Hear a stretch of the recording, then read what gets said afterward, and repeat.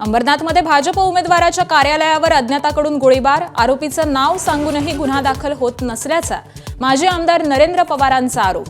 Police ठाण्याबाहेर ठिय्या आंदोलन.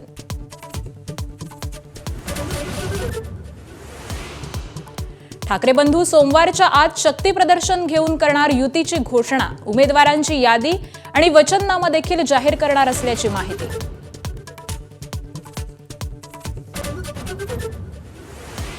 ठाकरेंच्या शिवसेनेकडून मुंबईत 70% नव्या चेहऱ्यांना संधी देणार असल्याची माहिती.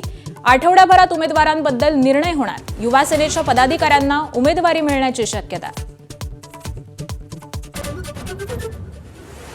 मुंबईत भाजप आणि शिवसेनेमध्ये जागांसाठी जोरदार रस्सीखेच सुरू. शिवसेनेला केवळ 52 जागांचा पहिला प्रस्ताव, तर शिंदे 125 जागांसाठी आग्रही असल्याची माहिती. नवी मुंबईत एकनाथ शिंदेंकडून उद्धव ठाकरे आणि काँग्रेसला दणका. एम.के. मडवी यांच्यासह ठाकरे गटाच्या 3 आणि काँग्रेसच्या 2 अशा 5 नगरसेवकांचा रात्री उशिरा शिवसेनेत प्रवेश. आगामी महापालिका निवडणुकीत वंचित बहुजन आघाडीची काँग्रेससोबत युतीची शक्यता. हर्षवर्धन सपकाळांनी प्रकाश आंबेडकरांची भेट घेतल्याची माहिती.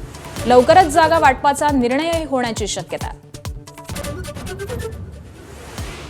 मुंबईत आज शरद पवारांच्या राष्ट्रवादीची महत्त्वाची बैठक. काँग्रेससोबत की ठाकरेंसोबत जाण्याबाबत चर्चा होणार, तर निवडणुकीसाठी इच्छुकांनाही शशिकांत शिंदेंकडून भेटीचं निमंत्रण.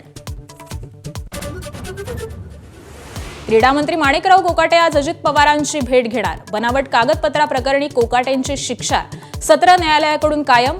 मंत्रिपदासह आमदारकीवर टांगती तलवार.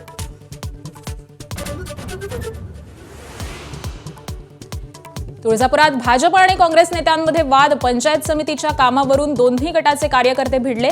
निवडणुकीच्या निकालापूर्वी राडा झाल्यानं शहरात तणावाची परिस्थिती.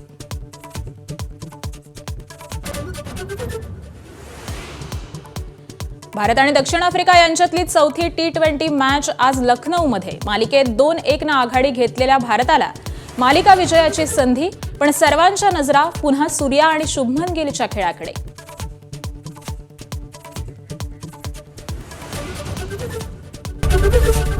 एबीपी माझा, उघडा डोळे बघा नीट.